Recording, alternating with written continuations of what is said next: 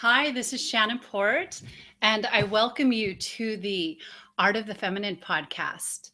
Um, just making sure I have everything set up here. All right. So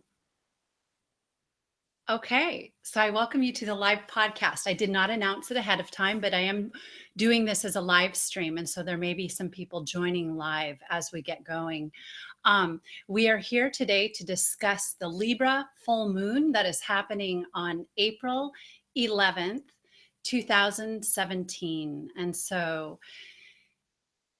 this is a huge time right now in our world, and so there's so much happening, and there's so much to talk about. And so I'm really looking forward to using the event of the full moon, which is a portal. It's a huge portal, as a platform to look at the energies that are alive on our planet right now and that are alive in our consciousness. We will use the tools of astrology. I work with the archetypes, and I work with the archetypes of the major arcana, and I work with a divine feminine astrology where we look at where we really look at relationships, and we look at how the relationship on the outer affects our relationship on the inner. And so I'm really looking forward to getting into all of that. Um, so I'm going to give you an idea of where we're going to go. As we get going, it isn't a quick forecast. It's more of an in-depth look at the archetypes of Libra and the Libra Eris axis. And so we go into depth on all of it. I want to announce before I get started that at Art of the Feminine, where I work, as Venus goes retrograde, yay, Venus will be going retrograde in around April 15th. I am going to be working with another group of people in 3-month mentoring. And so I work with individuals and I work with couples, applying the divine feminine wisdom teachings along with the teachings of the archetypes and the teachings of this work of divine feminine astrology, in a way that applies them directly to your life, and is also kind of a download of the teachings themselves if you're interested in learning them. And it's a 3-month process. Really, really enjoying working with couples at this time. So if you are in a relationship and you'd like to bring your partner in, you can get more information on that at artofthefeminine.com. And so we will look at the Libra full moon. The title for the podcast is Cosmic Justice of the Goddess and the Warrior of Love. And it's a great title because we really are in a time of cosmic justice, and the goddess rules justice, and Libra rules justice, and also the Warrior of Love. And the Warrior of Love, when I came up with the Warrior of Love, I'm thinking really about Eris, and I was not able to do the Eris new moon video, but the energy of the Aries new moon is still very much alive as we enter into the portal of the Libra full moon. And so we're going to talk about the warrior and the warrior of love. And it's so potent and so powerful. We're going to be talking about the divine blueprint of the soul and how every single human being that comes into incarnation, that comes into this cross of matter, carries a blueprint within that will, when it flowers and unfolds, it gives us unlimited access to our own power and to our own love and to our own creativity. And so that's going to be the last thing we talk about.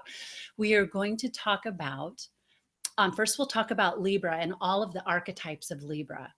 Libra's really, the cardinal signs are very big right now, and they have been for a while. But so we're going to really look at the axis between Libra and Aries. They're polarities on the wheel in the zodiac, but when all polarities are really relationships.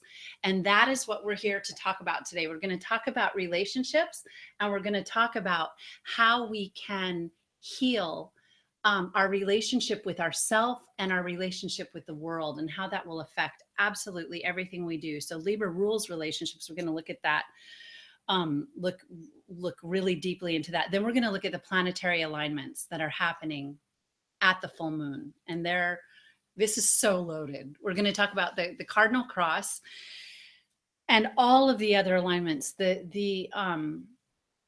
divine feminine is so powerfully present at this time, and it makes sense that she is, because we are in a time where there's this huge banquet happening on planet Earth. There's this huge party happening, and everyone is at the party. Just about everyone is starting to wake up and come to this party and want to know where they fit in, how things are going to work out, how conflicts are going to be resolved, and where is all of this leading to? Because there is a lot happening right now. If you're up with current events, just right now, as I'm giving this podcast, there's a lot of conflict happening in the world, and so we're going to look at that. And we're going to look at that, how it is really being shown through this dance of the archetypes.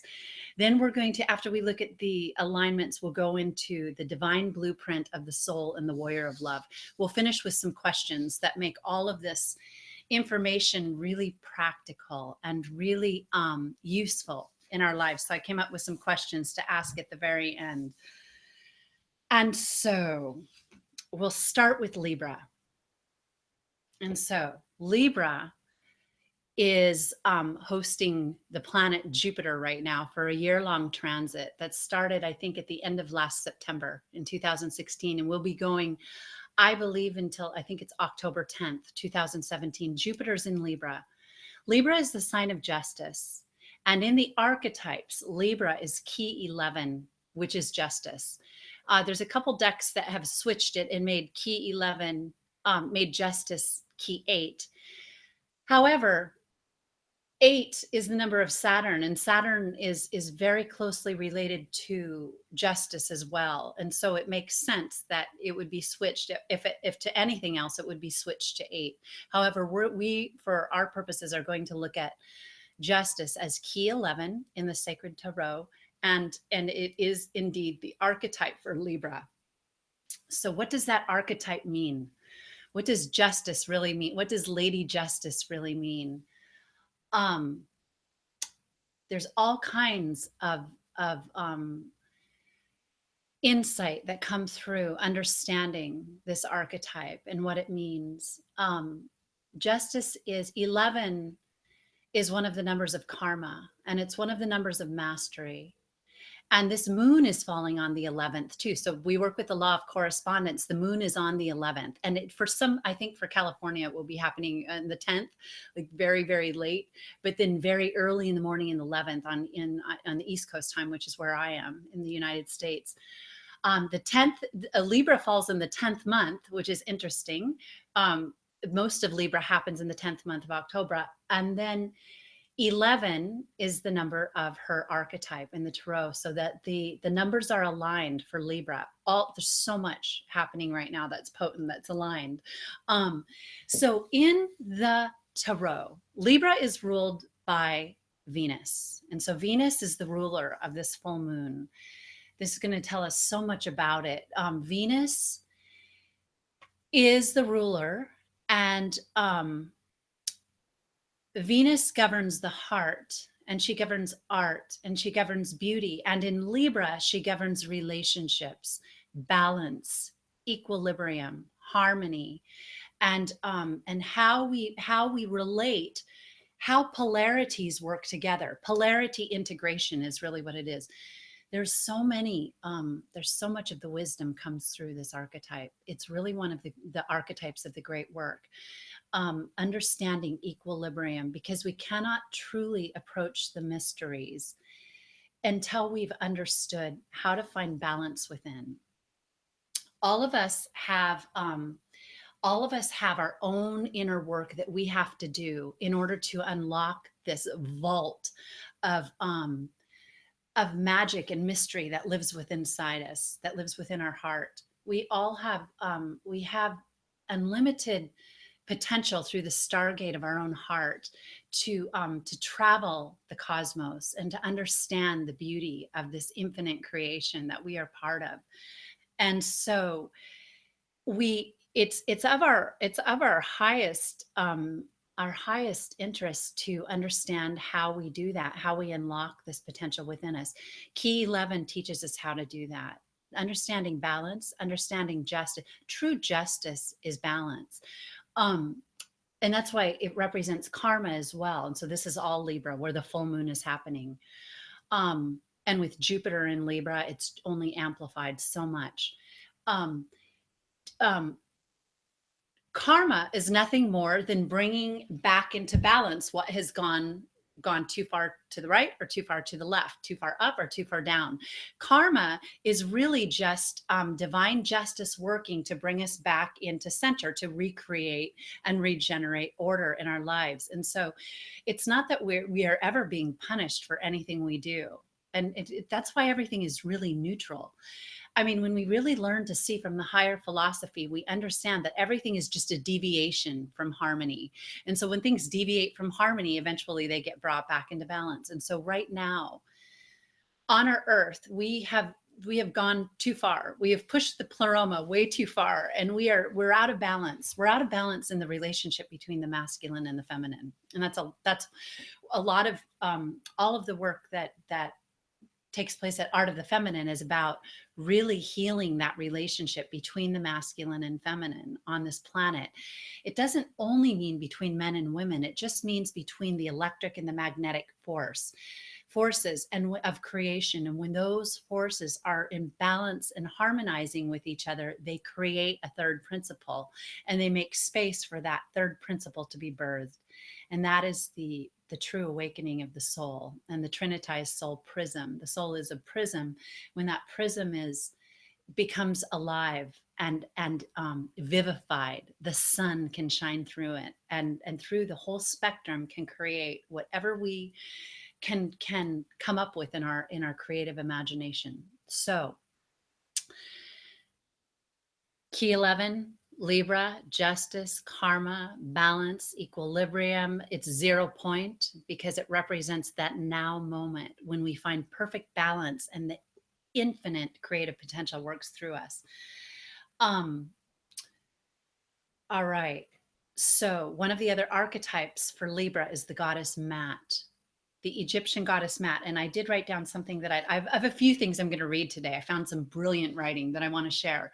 So the goddess Maat, who is Libra, the archetype of Libra, was the ancient Egyptian concept of truth, balance, order, harmony, the great cosmic law with a capital L. It's universal law, morality, and justice. Maat was also personified as a goddess who regulating the stars, and this is really powerful. Maat regulating the stars, the seasons, and the actions of both the mortals and the deities who set order of the universe from chaos. She was the one who could set order from chaos. So she's about divine justice and balance. And even that she had rulership over the gods, because at that the play between the gods and the mortals needed oftentimes to be balancing, because these gods, as we look at them, are not always in they're oftentimes in the archetypes, they're in their shadow side, and they need to be balanced as well when they start to try to manipulate the human consciousness.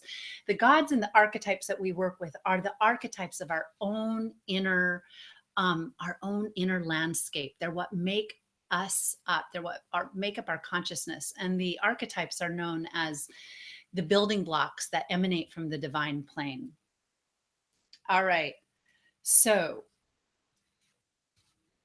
the full moon will be in Libra.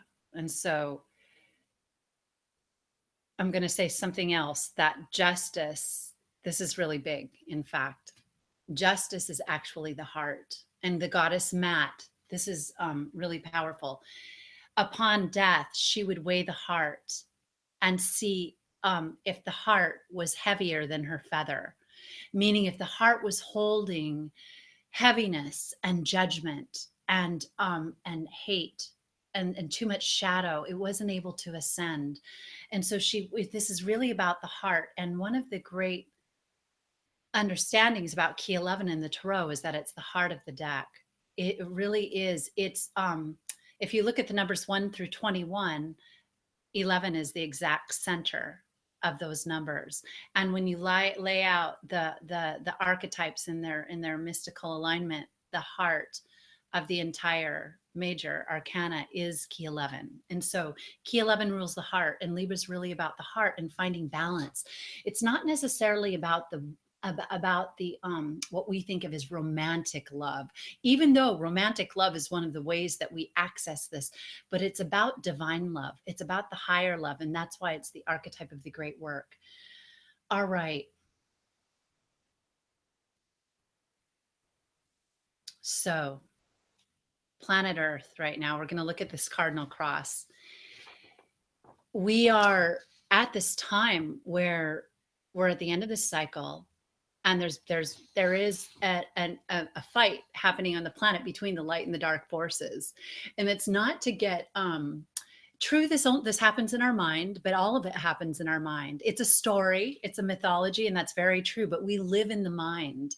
The universal consciousness is the divine universal mind, and so everything that takes place within our world is happening within the mind. And that's why the archetypes are so powerful, because we are divine players, we are actors on the stage of life. And in order for us to have fulfillment and enrichment and joy and mastery in this life, we have to understand how things work. Sometimes that means withdrawing from it entirely and going deep into the silence, deep into the womb.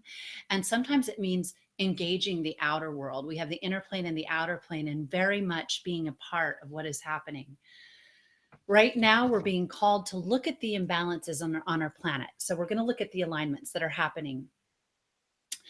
We have this Cardinal Cross. So the Cardinal Cross is happening with Libra, the full moon being in Libra, conjunct Jupiter. And I believe that's at 21 degrees.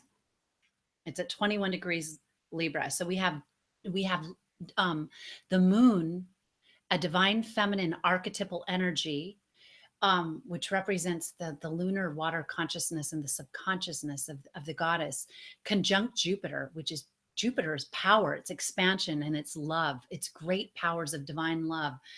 And it magnifies everything. So say it can even magnify the dark. Jupiter can, all of these archetypes can be used either way. They all have a shadow and a light side. In Eris, and this is huge, we have the sun at 21 degrees opposing the moon, exact.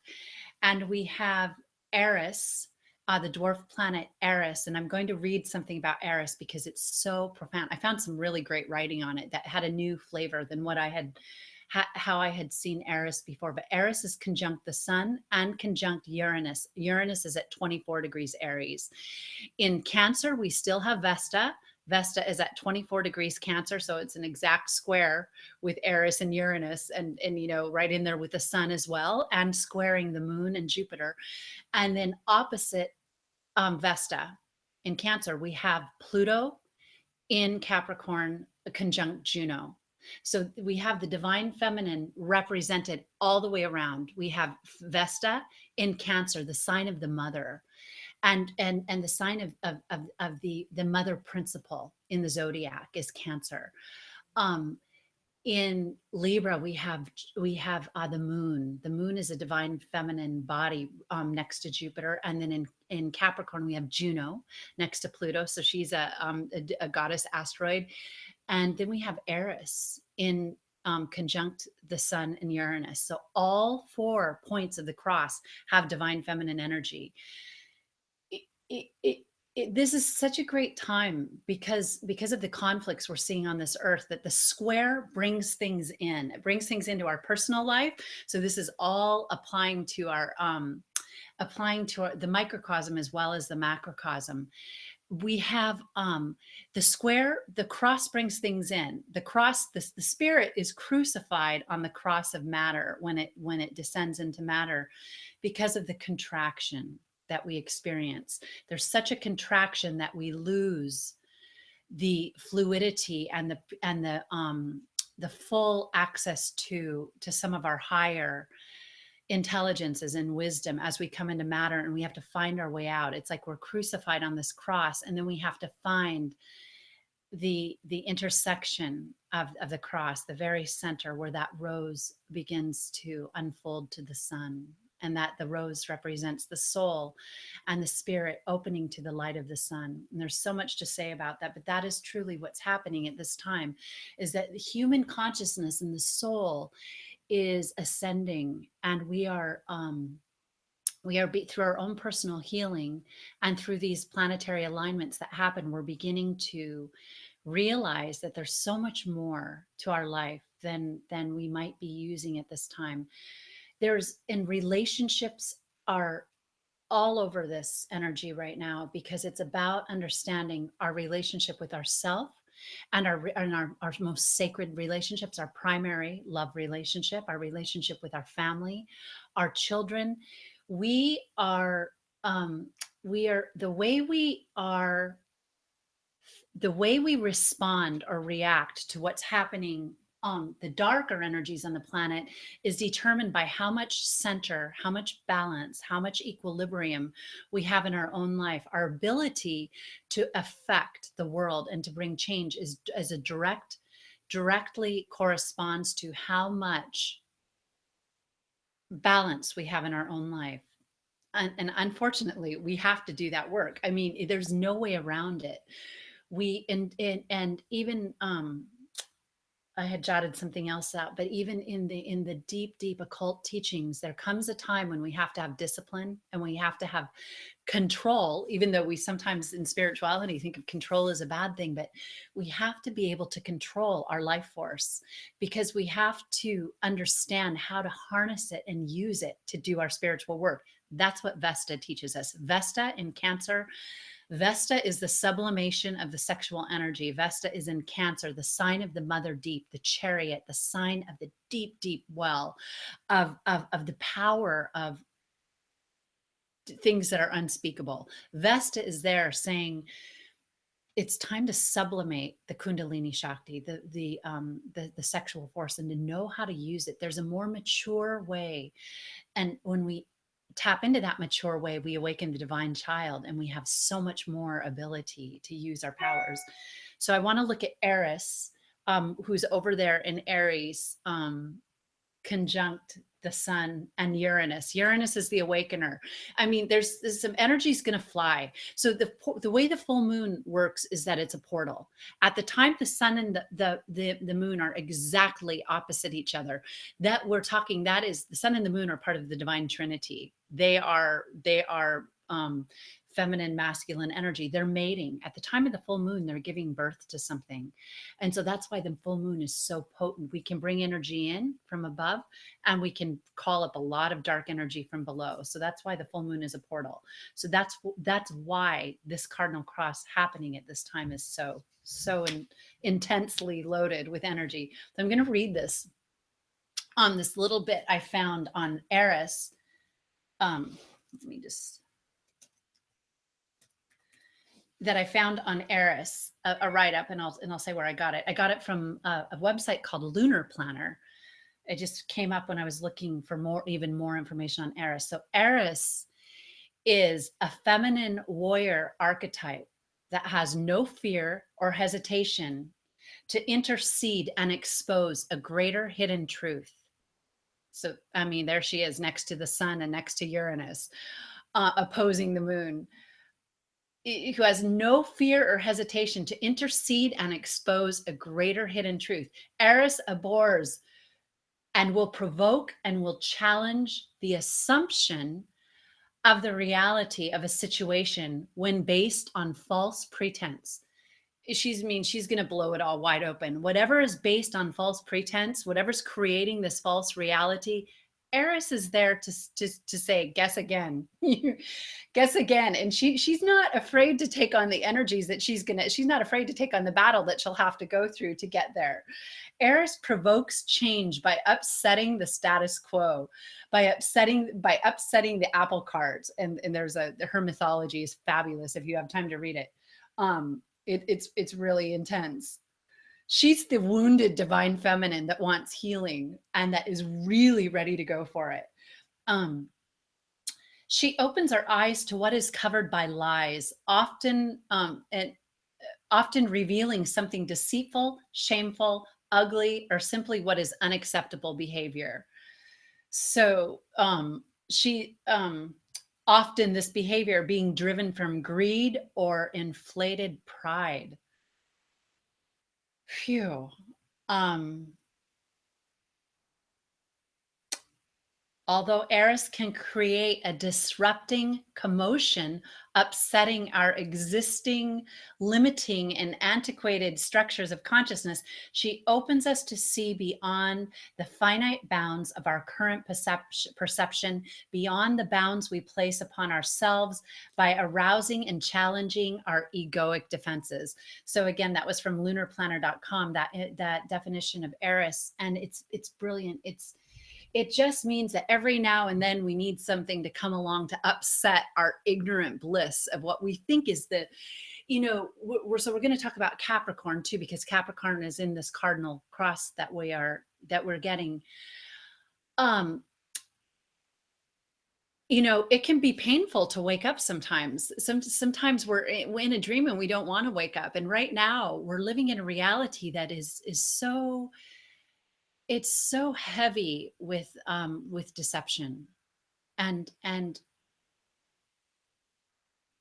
that's why we were pushed into this place of anxiety and depression and constant need to consume and to buy, and even sexually we consume. We just need to keep consuming rather than doing the divine alchemy with in making the container in a way that will actually take us there. We're distracted, and we've been manipulated in many ways as well. So Eris is there in Aries with Uranus, which means bang, something's going to happen at the moon, and it's already happening. What we're seeing right now with some of the aggression that's happening on the planet, with between the United States and Syria and many more. I mean, everyone's at this banquet. Everyone's here. We've got everyone: North Korea and China and England and South America and in Australia. And we've got everyone is here.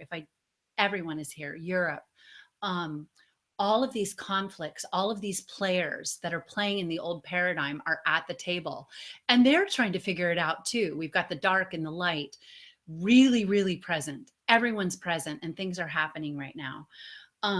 So we have, okay, so Capricorn is Pluto's in Capricorn, and Pluto is squaring the moon and the sun and opposing Vesta. And Capricorn is the sign of the father energy on the planet and the patriarchal energy on the planet. And it's ruled by the archetype, the devil, which is contraction. And the devil is ruled by Saturn. And it's key 15. And 15 represents the law of love. And it also represents bondage. And so the archetype, Capricorn is very interested with the establishment and the old ways and the old traditions. And not that all has to be thrown out, but it in its shadow side, it doesn't want to grow. It doesn't want to see the truth. It wants to cling to the old ways for purposes of status and greed. But the shadow side of those things, Pluto's in Capricorn. So the shadow side of that is that Pluto's is empowering Capricorn to try to fight for that and keep that right now and hold on to that. But the divine side of Pluto right there is regeneration. And because the Pluto Uranus square has been taking place in those archetypes over the past few years, this is a time about change. And Aries is also a male sign. And because of the square between Aries and Capricorn, they're both in it and both wanting to wake up these energies and agitate each other until change erupts, until change happens. And we're in that right now. We couldn't be more in it than we are this very moment on planet Earth. So Juno's right there. Junos is about loyalty. Junos is about justice. Juno is about relationships, and she's right next to Pluto. So Juno is about relationships, and she is squaring her husband, Jupiter, who's in Libra. Libra is about relationships. Juno and Jupiter, husband and wife in mythology, are squaring each other. It's quite interesting to contemplate. But again, Juno is about women's rights. She's about loyalty too, though, and Capricorn is loyal too. So we have, the way I see it in this cross, in this cardinal cross, we have Libra, the sign of Venus, Aries, the sign of Mars, Venus and Mars. And then we have Cancer, the sign of the mother, Capricorn, the sign of the father. So we have father, mother, Venus, Mars.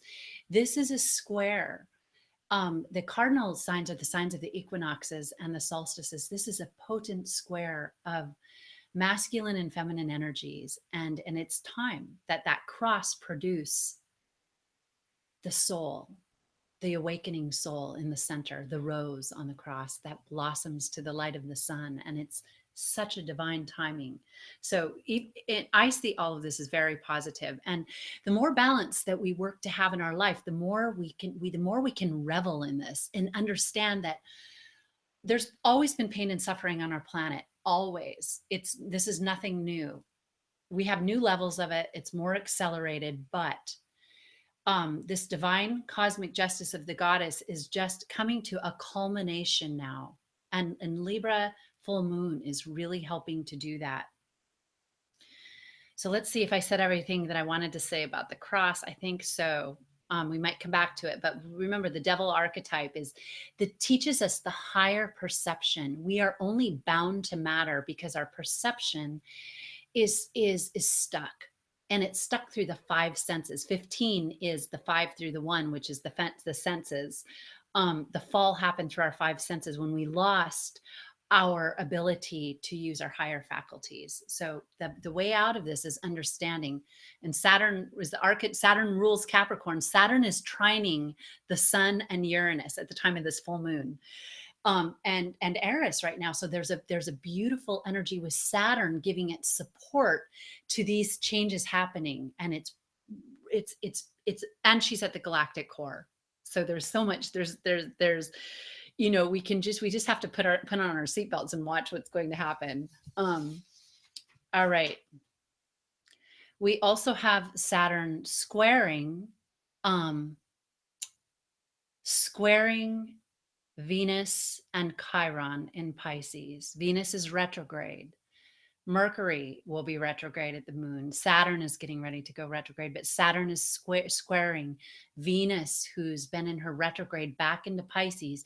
She's conjunct Chiron, the wounded healer. And there is tremendous agitation in there to heal love and to heal the emotions. In many ways, what this Venus also represents, what Libra also represents, is healing the feminine emotional body.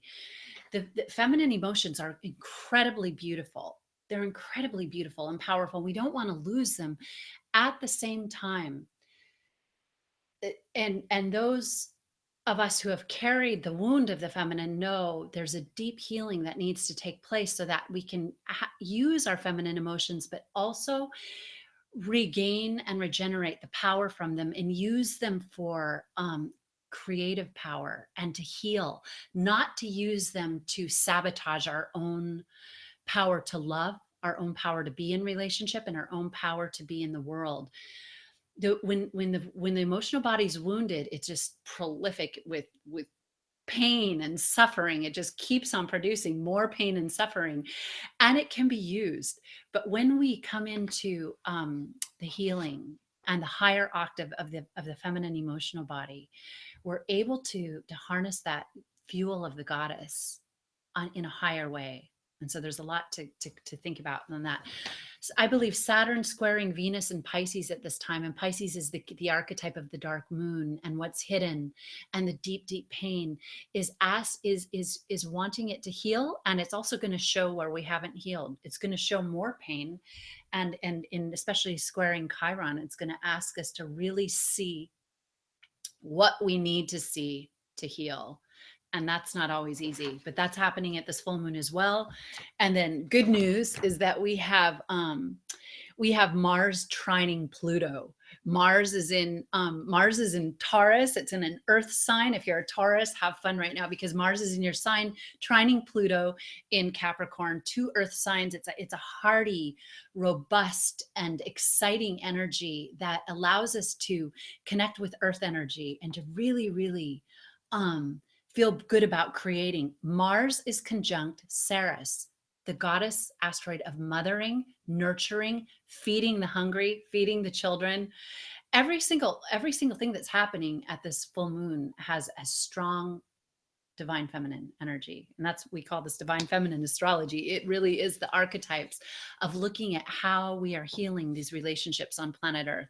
So I think that's it for the alignments. There might be something that comes in a moment as we continue on. So the divine mother, let's talk a little bit about the divine mother, because the divine mother is the galactic core. Her energy is pouring through, and Saturn is right there. And Saturn is feeding into trining the sun, squaring Venus, and much more. So and it's in Sagittarius, the sign of also truth and justice. The divine mother, why this is just a little bit something about this energy. The divine feminine, the divine mother, I should say, the divine mother, that the supernal divine mother is the cosmic overseer of initiation, and she's the initiator of our soul.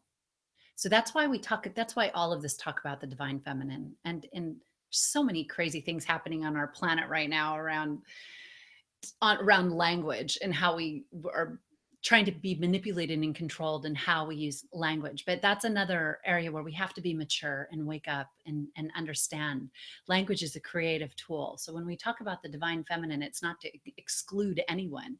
We talk just as much about the divine masculine, but the divine mother has a role to play in that she initiates us through the Christic force. She knows every single thing about each and every individual soul. However, and I realize I need to plug my computer in one sec.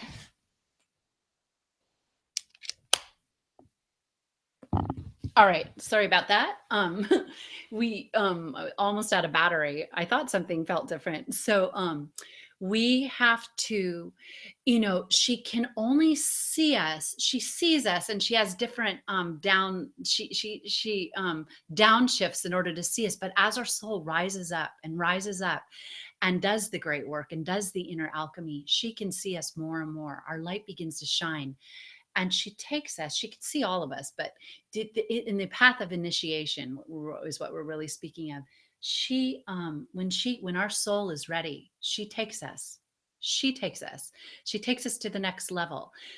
Nobody can stop that from happening. And this is all, of course, the esoteric wisdom, the esoteric teachings that, so it's coming through my filter and through this work. So only take what resonates with you. You may have your own story, but coming through this stream, the divine mother,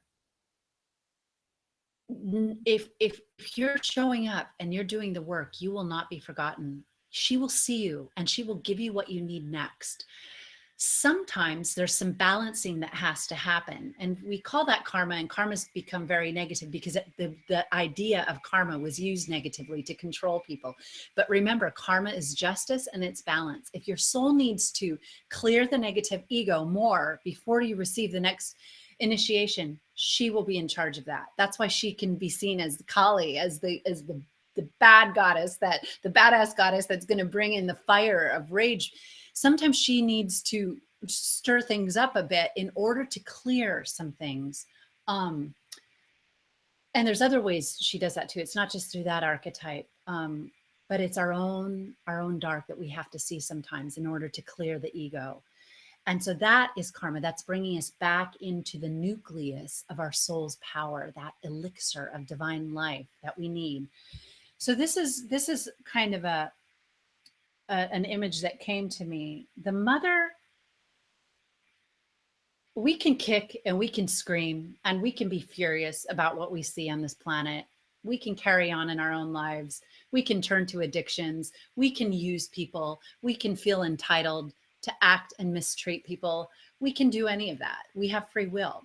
However, if we want to receive the fruits of initiation, we have to get through all that and eventually come to a different place. And so that's how we're approaching astrology in this podcast, is that it's about understanding what's next, what we need. The divine mother is going to hand us something very powerful. And the image I received was this vase, or this chalice, this crystal chalice. And within this crystal chalice is the elixir that when we drink it, our soul will ascend and will become filled with such light and such wisdom that we will experience something that we can't even put into words, and I wouldn't even attempt to in this podcast. She cannot hand that um that that divine um there's a word that wants to come in, but that divine crystal vase, that chalice, she cannot hand it to a child that's enraged and screaming and kicking and going all over the place. So we can do all that, and we're meant to get everything out, and that's our healing, and she will love us during that. But until we have the balance to hold this gift that she's going to give us, she won't hand it to us. Remember, this is the divine mother. She's not she's been around the block a few times. She knows when we're ready to handle. If she hands it to us and we smash it to pieces, that's it. We will have used our. And there's times when we are given things that we do mistreat, but as for some of the greater initiations, we have to come into that place of divine maturity and balance and grace to be given that gift so that we don't break it. It can also be seen as the fire, and it's the divine fire. Our container needs to be alchemized so that, and it happens through our chakras and through our spinal cord, through this the relationship between our spine and the heart, um, and the sacred centers that are along that path. Until we get to that place, we shouldn't even ask for it. We what we need to ask for is for divine grace to help us do what we need to do, and that's what's happening with the human race right now. That's why balance is so very important. In Libra, justice in Libra, Jupiter in Libra is huge. So we'll talk a little bit about. We're going to talk a little bit about the divine blueprint of the soul, the warrior of love. So the warrior of love. Um, Aries, and this is what I was thinking for the Aries new moon back a couple weeks ago, but it's still powerful right now because Aries and Libra are working together very strongly. It's polarity integration. The signs in the zodiac don't really oppose each other. They're mating with each other. And so when you have that sign of Libra, understanding Aries is huge for you because it's part of your polarity integration. We have to really go around and do all of the different polarities on the wheel. But um Aries represents our divine individuality, our divine blueprint to go into the world and to be who we're meant to be. And so many of us well, there's a couple things going on. Some of us that have found what we are meant to do, but have experienced all of the setbacks, the interference, there's a lot of dark attacks. I mean, it can be absolutely brutal at times, and that's a reality. And those who are aware of that and awake to that understand what I'm talking about. But because it's a clash of energies. And so sometimes when we first get our divine blueprint, we know what we're meant to do. We have to really tune in, and it's steps to understanding how we go forward. We have to clear for each step forward, we have to clear that much more of our ego, because the ego will only hinder us and hold us back. So for every step forward, there's a little bit of ego clearing to do. And that's why we can't just race to the finish line. But it's once we know our divine blueprint, we can never go back and not know it. So understanding the warrior energy is huge. It's so important because each one of us has a force within us to carry us through all of the initiations we're meant to have in this lifetime. So Aries is this warrior, and it's a warrior of love. And here we have oh gosh, I have a couple more quotes I'm going to read. we have all of this energy. We have Uranus in Aries. We have Eris in Aries, the goddess dwarf planet I just read about, which is really going to make some changes. And we have the sun here opposing the moon. So I want to read a couple. I have a couple great quotes. Okay. This is a Nietzsche quote. This is about fighting the dark. If part of your blueprint is to go out into the world and to kind of, You know, not all of us are meant to take on the dark, and there's a reason for that. And I might get into that if I have time, but we're meant to shine the light. We're meant to build the new. And actually, this quote fits that perfectly. So, this is a Nietzsche quote. Beware that when fighting monsters, you yourself do not become a monster. For when you gaze long into the abyss gazes into you. This is a huge lesson for all of us on the path of initiation, and all of those soul groups are here who are here to do great work right now. But to understand this, because sometimes we get caught up in kind of an earthly battle, but to understand, beware that when fighting monsters, you yourself do not become a monster. For when you gaze long into the abyss gazes also into you. When we give ourselves access to the dark has access to us. There are deeper and deeper realizations to come out of that quote, and so I invite you to meditate with it, and if it speaks to you. We can always argue the opposite for absolutely everything. We live in polarity, but if those words speak to you, go into them deeply, and there can be a lot of revelations that come out of it. So that just it I think it speaks to us that when we're taking on the dark, to be careful about how much time we give to the dark and how much time we're really giving to our own initiation.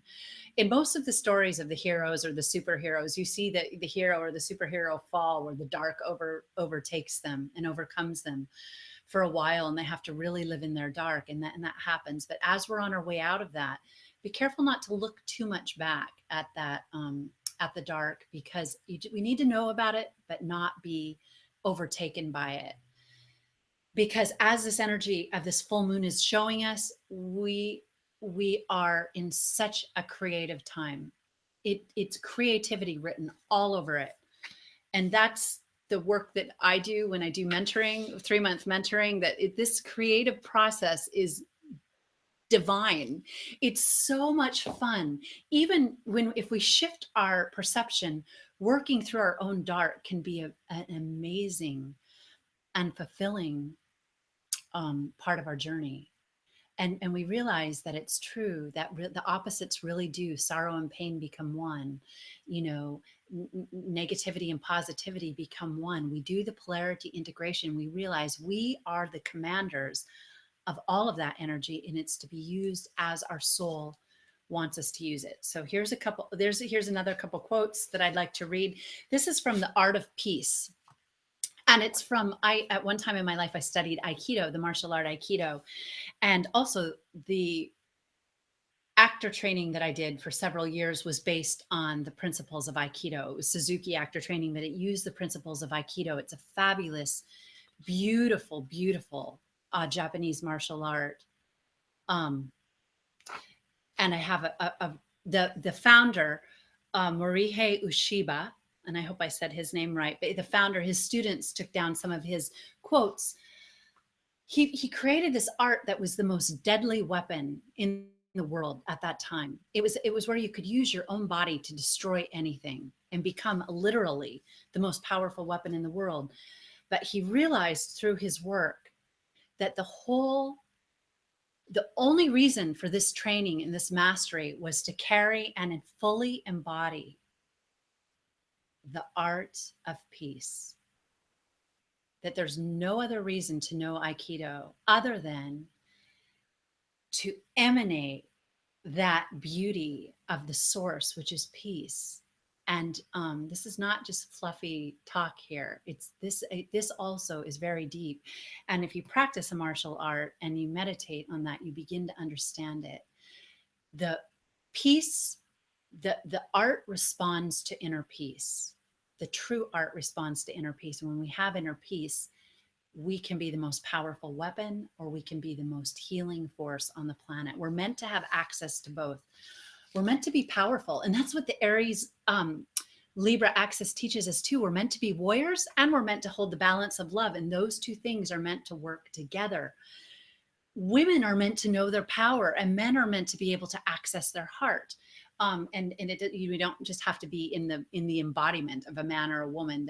It doesn't matter our sexual orientation is, or what our vehicle, what our container is, but it's the masculine and feminine working together. So here's a couple beautiful quotes. The art of peace begins with you. Work on yourself, work on yourself, and your appointed task in the art of peace.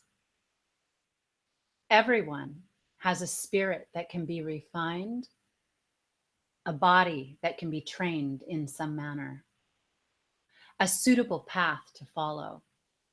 We all have our path, our divine blueprint. You are here for no other purpose than to realize your inner divinity and manifest your inner enlightenment. Foster peace in your own life, and then apply the art to all that you encounter. Foster peace in your own life, make that the highest priority, and then apply the art to all that you encounter. And remember, this art of peace is Aikido. So it's the art can be applied as a weapon or as a healing, elixir. It can be either. But when we have that inner peace, we know what is appropriate in every situation. There's another quote I'm gonna read. All right. All right. The art of peace emanated from the divine form and the divine heart of existence. It reflects the true, good, beautiful, and absolute nature of creation and the essence of its ultimate grand design. The purpose of the art of peace is to fashion sincere human beings. A sincere human being is one who has unified body and spirit, one who is free of hesitation or doubt, and one who understands the power of words.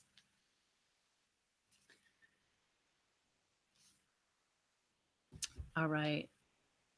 So for that was a little bit of wisdom for our warrior side. And so remember, we're not only we're warriors of love, we're warriors of light, we're warriors of justice, and truly that art, as he says, and as every master will tell you, master yourself and you will be more powerful in the world. It doesn't mean that you have to be perfect before you go out, but know that you have to, in increments, clear the ego as you go out, find more, which just means finding more and more peace. And then as you go, you just become so effective in what we can do.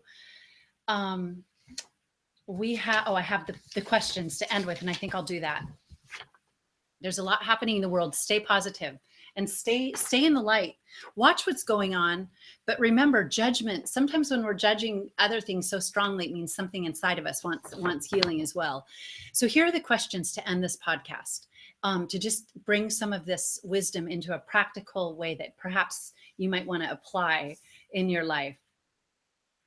Which relationships need healing in my life? It's a really basic but powerful question to ask. This is Libra full moon. It's about relationships. We all have a relationship that brings up our shadow. And in truth, relationships are how we project what we don't want to see into the world. There's a lot of great psychological writing on this, but we usually attract someone that we find so beautiful and so that carries the traits that we ourselves would like to have. When we're attracted to someone, it's because oftentimes we see something that we know is part of who we are. So we see their divine beauty, but know that when you're attracted to someone, oftentimes it's because something that they emanate is something that we have within us that we want to cultivate and awaken. But we also, that person, what we see as their flaws and their shadow is a projection of our own shadow. We get to, all relationships are about mirroring. And yes, that can be taken as deeply as you want to take it. There's a lot of realizations that can come from that. So we can ask, how am I projecting my own darkness onto others because I'm unwilling to see it? It's a really helpful way to really get down to the nitty gritty. Even on the spiritual path, and I can speak for myself, years and years of deep work, deep alchemy, knowing, that a lot is happening and clearing. But when something is still showing up, there's a gem in it, there's a jewel. Don't turn away from it. Know what it is. Sometimes we need to discard something, absolutely, but the universe will not let us release something until it's our time. So if something is clinging, look closely and see what it is. What is it pointing to? What is my divine blueprint? I want to say something else about that last thing. Sometimes the thing that the person is showing us points to, so there's a relation, let's say you're in a relationship, and in the relationship, the shadow that you're mirroring is that the partner is unfaithful or not loyal or dishonest with you. So it doesn't mean that you are unfaithful, not loyal or dishonest, but it means that there's a part of you that believes that you are not worthy of loyalty, honesty, and full commitment. So you have to play with it. What you're seeing in the outer that appears dark or shadowy in your partner, ask what that triggers in you. And what it triggers in you, that's a little better way of explaining it, is what you need to look at and what you need to heal with the power of your goddess energy. What is my divine blueprint? What am I here to do? How do I approach justice? So no, most of us have done that at this point, but sometimes we need to sit down and ask again, why am I here? What we all have a seed, and we're going to talk more about this in the Taurus new moon video. We all have a seed planted within us, and that seed is unique, and there's only one. Each one of us have a unique seed, and it's huge. So know what your seed is. What kind of fruit tree are you? All right. And this is preparation for the next podcast, for the Taurus new moon podcast. The preparation for the next podcast is, how can I be more abundant in my life? How can I bring in everything that I want to bring in? Because this energy is encouraging us to manifest what we want to see in the world, in our own life. Create the blueprint in our own, inside ourselves and in our own inner circle. Create it there and then go forward with it. But a lot of us are meant to bring in more abundance. We're going to talk a lot about the laws of manifesting in the next podcast. It's going to be really really refreshing to talk about manifesting and wealth and spiritual wealth and riches. But that's what we're going to talk about when we get to Taurus. And so, it's just been great to be back and get to connect with you in this way. And I wish you really powerful. Meditate at the time of the full moon. It's a time when, if you're aligned in your heart, you can receive the higher energies from above. We'll talk about the moon archetype because there's different ideas about what the moon is, but the divine feminine archetype of the moon is part of the divine trinity. And when the moon is full, when she is opposing and mating with the sun, we can birth tremendous amounts of wisdom in our lives, and we can manifest things as well. And so I wish you a wonderful weekend, really happy full moon. Oh, please, I forgot to say this at the beginning, please leave comments in the comment section. Please leave comments. Please let me know if there's anything you'd like to talk about in the next podcast. Let me know if you have any feedback about this podcast. Subscribe to the channel for updates. You have to click on the bell to get notifications in your email, but please subscribe to this channel. We put out 2 to 3 videos per month, and that's it. And if you're interested in the 3-month mentoring with me, I put a link to my website below. And so that's it for today. And I wish you many blessings, and I will see you next time.